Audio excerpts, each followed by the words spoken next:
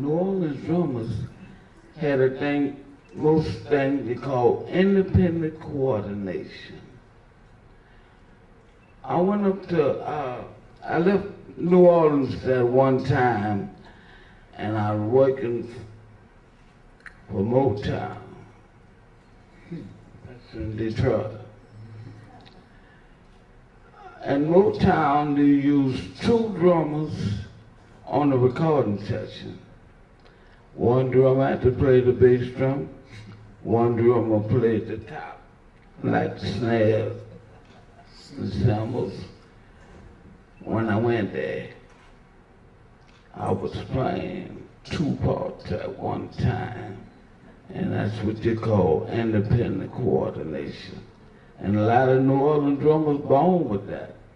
You know, it's the feeling that we play with down here.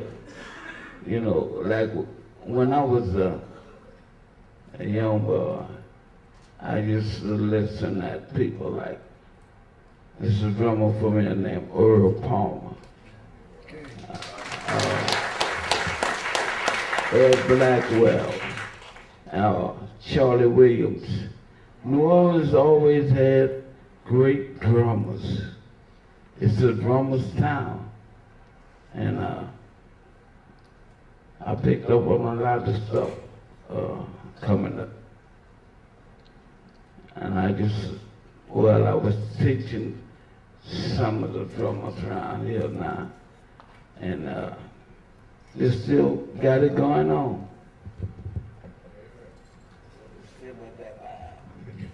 You're right. The thing about the New Orleans thing, and I'll go a little further on what he said about Detroit. When he went up to Detroit, he went up there with a bunch of musicians from here. Walt Alcacer was with him, and they went up to do a recording session. It was Earl King. Earl King had written all these tunes, and he goes up to Motown, and he brings all the musicians with him. Smokey, my brother was with him, George, Eddie Williams, right? Leo Nocentelli. Who else? There's about 7 people from here, and he's getting old. He can't remember. Well, we know Earl King was there. Escarita go up with you guys? No. He might have been there, but he didn't go with them. They wouldn't travel with SQ.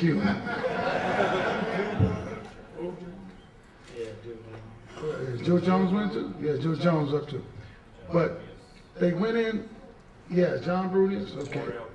Yeah, I mentioned Wardell. How many times you want to mention? Wardell Alcacer, Wardell Alcacer, Wardell Alcacer. All right? I love some Wardell Alcacer.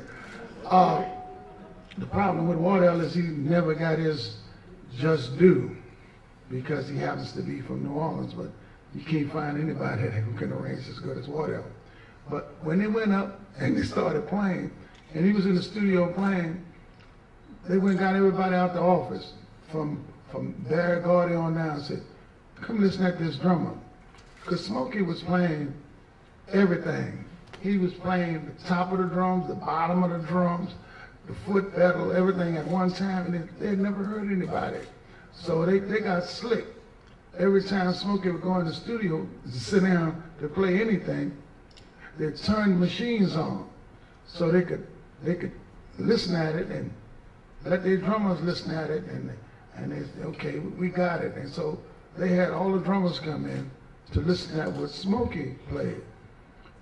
And they listened, and they listened, and they listened, and they still couldn't play it.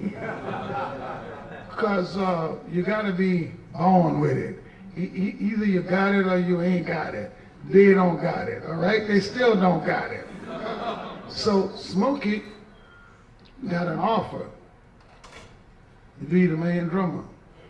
And he hung for a little while. Matter of fact, Diana Ross gave him a gig, paying him serious money, you know, and he stayed a while, and he started listening to red beans and rice and the hog-head cheese and the smoked sausages, and he brought his butt back home, you know. But that didn't stop him from making any money because he was in the studio consistently.